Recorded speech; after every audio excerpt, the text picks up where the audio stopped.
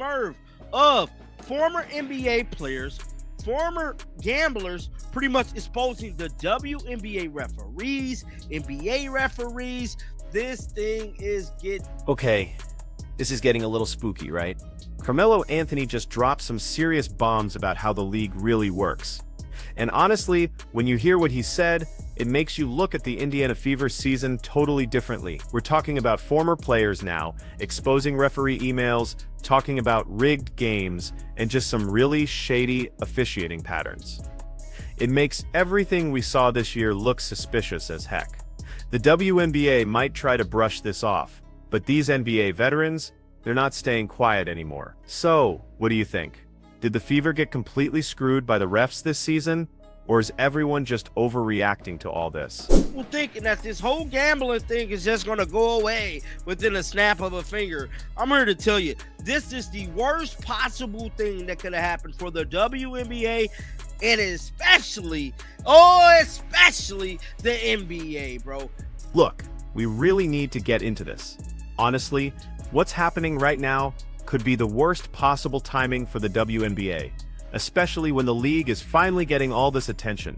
We've got former NBA players stepping up, sharing stories about refs getting manipulated. They're talking about actual league emails, telling officials how to call games and which players to target. And then there are these gambling connections that just make everything sound incredibly dirty. When you start looking at the Indiana Fever's season through that lens, suddenly, all those questionable calls and weird patterns we saw, they start making a whole lot more sense. To show you guys today. In these videos, some of these videos are from the past. Well, majority of them are from like the past, but they're talking about things that is happening today. Pretty much for warning us. And these ain't just regular people. I'm talking superstar basketball player Carmelo Anthony. Superstar NBA champion Rasheed Wallace. Exposing everything. But Rasheed Wallace was the one who really lit fire. So Carmelo Anthony actually sat down and talked about his time with former Commissioner David Stern. And seriously, what he described sounds like it came straight out of a crime movie. Stern apparently had these files on players. He knew where they lived, who they hung out with, everything. And he wasn't shy about using all that as leverage. Think about it, Melo got a 15-game suspension for a fight when everyone else involved only got 6 or 7. When he asked Stern why, the commissioner basically told him he was making an example out of him. The NBA was watching everything, knew everyone's business, and they weren't afraid to use it to control players. If that's how things went down in the NBA, what makes anyone think the WNBA operates any differently? That's why I was just saying, as I got older, I didn't have to do all the cussing or come with attitudes. No, I'm just hitting them with logic now. Like, oh, so y'all got that email last night, huh? Oh, then they flare all up. What are you talking about? Oh yeah, I know about y'all email. No, let's not forget that. I know about that. But man, look, it's been an ongoing you're war. Referring to emails from the league with, this is what we discussed in Whistleblower, but emails from the league that are telling the referees to officiate the game in a certain way. And get this, Rasheed Wallace took all this even further. He's talking about actual referee emails coming from the league. These emails were telling officials how to call games and even which players to target. He even said he used to tell the refs directly that they were making it way too obvious. Fans could see what was happening, and all those blatant calls were just slowing down games and totally killing the entertainment value. So Wallace knew about these emails instructing referees to officiate in specific ways, and he wasn't afraid to call it out, even back when he was playing. This isn't just some wild speculation or a conspiracy theory, right? This is a former NBA champion straight up saying the league was actively directing referees to influence game outcomes. What would you just say? Y'all making it too obvious. I thought he was crazy. Y'all making it too obvious, too blatant. Y'all making it too obvious. Yeah. I said, y'all want the fans to be able to watch the games, but y'all sitting up here calling a lot of these bullshit calls is doing what? Slowing down the game. Y'all want the fans to see the dunks and all that. Yeah, so. Now, let's connect all of this to what actually happened with the Indiana Fever this season. Seriously, all year long, their officiating was questionable at best. Caitlin Clark, she was getting hammered with no calls, while defenders barely breathed on opponents and they went straight to the line. The inconsistency was just glaring, and everyone noticed it right away. But then, in the playoffs, the whistle just changed. Suddenly, the Fever started getting calls, they started advancing, and guess what? The league got all the matchups and ratings boosts they desperately needed. That doesn't sound like natural progression, does it? That sounds like someone flipped a switch because the business side demanded it. The semi-final series against the Aces, that was the most obvious example. Aaliyah Boston, she fouled out in a game where half her fouls were super questionable. The officiating in that series was so skewed towards Vegas that even casual fans were calling out the disparity. The Fever fought their way to a spot where they could have made the finals, which would have been huge for ratings, but the refs made sure that didn't happen. Or maybe they made sure the Fever got that far in the first place just to maximize the hype before protecting the established dynasty. That's where things get really interesting. Some people think the league just screwed the Fever all season. Others believe the league actually helped them in the playoffs to boost ratings. The crazy part is, both could be true. Maybe the plan was to let Caitlin Clark struggle early on, protect the veteran players, and avoid any talk about her getting special treatment. Then, when the playoffs hit and ratings became the absolute priority, the whistle totally changed. It helped the Fever advance, created these amazing matchups, and then, once they had done their job generating all that hype, the officiating swung back to eliminate them before they could actually win it all. And get this, former referee Tim Donaghy, who went to prison for a gambling scandal, is now saying his case was just the tip of the iceberg. He claims the FBI wanted to indict 6 or 7 other people, but the investigation was shut down from the very top. David Stern, the former commissioner, basically ran that investigation himself, making sure Donaghy was painted as just one bad apple. That way, the league could move on without anyone looking too closely. Donaghy even said the guy who led the investigation took a job at a law firm and immediately got all the NBA's outside legal work. That's not a coincidence, folks.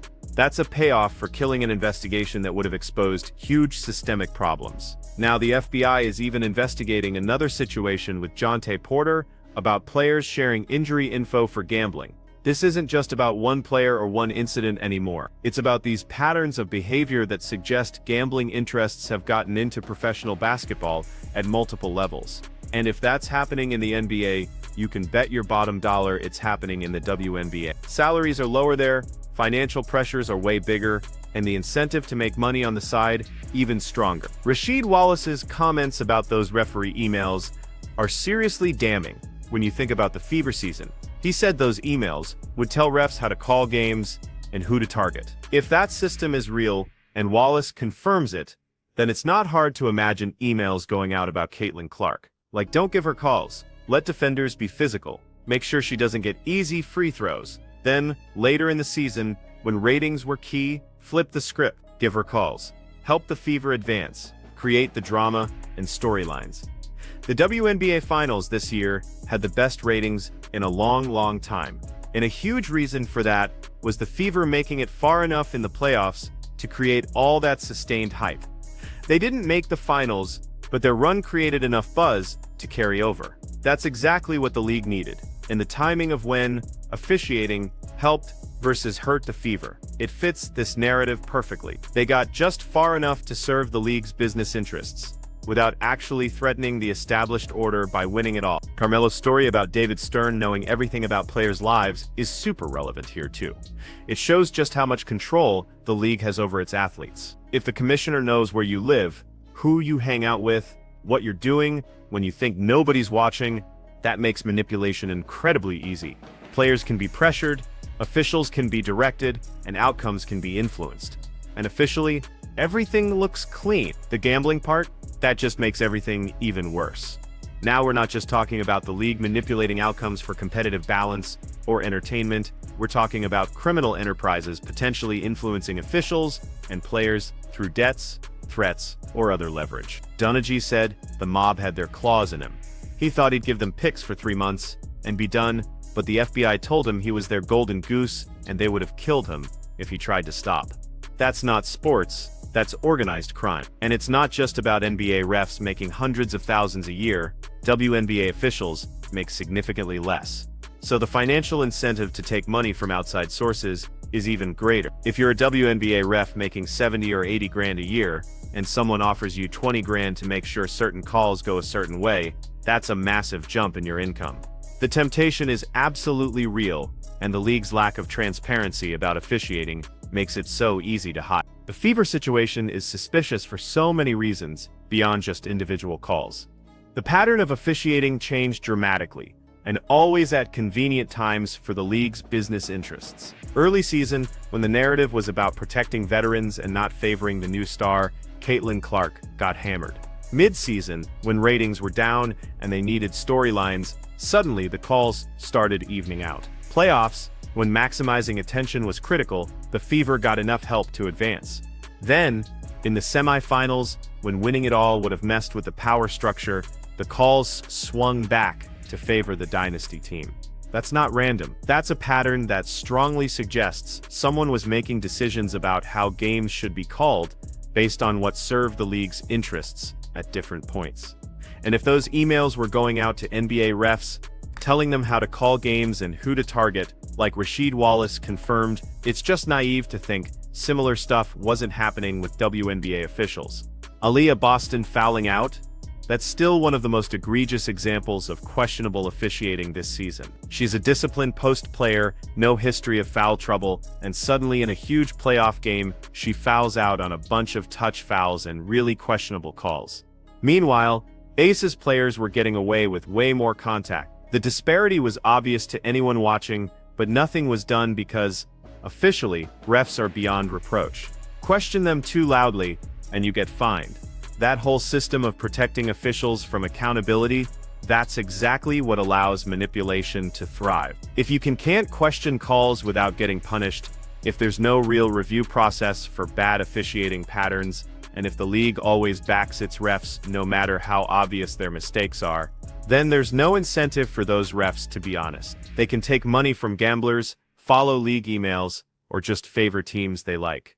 And as long as they don't get caught doing something as blatant as Donaghy, they'll never face consequences. The Fever's massive social media value, $55 million for Indiana, makes this manipulation angle even more believable. The league knew Caitlin Clark was driving ratings and attention like nobody else. She's incredibly valuable for business, but also potentially a threat to the established order. You can't have someone just dominate immediately. It makes everyone else look bad and messes with the league's narratives about parity. So maybe the plan was always to let her succeed enough to generate attention, but also face enough adversity to prevent total dominance. That explains the wild inconsistency in officiating. Sometimes she gets calls, sometimes she gets mugged with no whistle, sometimes the Fever get help, sometimes they get screwed. This lack of consistency, it serves the league's interest in creating drama, while keeping any one player or team from running away with things too easily. Carmelo's point about the NBA being connected to the feds is also super important. It shows how deep the surveillance and control goes. If the league has that much info on players, and they're not afraid to use it, controlling narratives and outcomes becomes so much easier. They know who's vulnerable to pressure, who might be open to outside influence, which coaches will follow league directives. That information is pure power, and it can be used to shape outcomes in ways that perfectly serve the league's business interests. And the timing of Adam Silver going on Pat McAfee's show right before the FBI gambling investigation news broke, that's suspicious too. Silver was clearly trying to get ahead of the story, talking about regulating gambling. But if the league already knew what was coming, which seems likely, that appearance was pure damage control. It was about creating a narrative that they take this seriously and are proactive, when really they were scrambling to minimize the fallout from revelations they knew were about to drop. For the Fever and their fans, all of this just raises huge, legitimate questions about whether they actually got a fair shake this season. The officiating patterns were just too convenient, too perfectly aligned with the league's business interests at different points. It's too much to be purely random. Maybe individual refs weren't taking gambling money or following email directives. But the overall pattern, it strongly suggests someone was making decisions about how these games should be called, based on factors way beyond just enforcing the rules fairly. The fact that former NBA players are now openly talking about referee manipulation, league emails directing officials, and gambling influence, that should absolutely terrify the WNBA.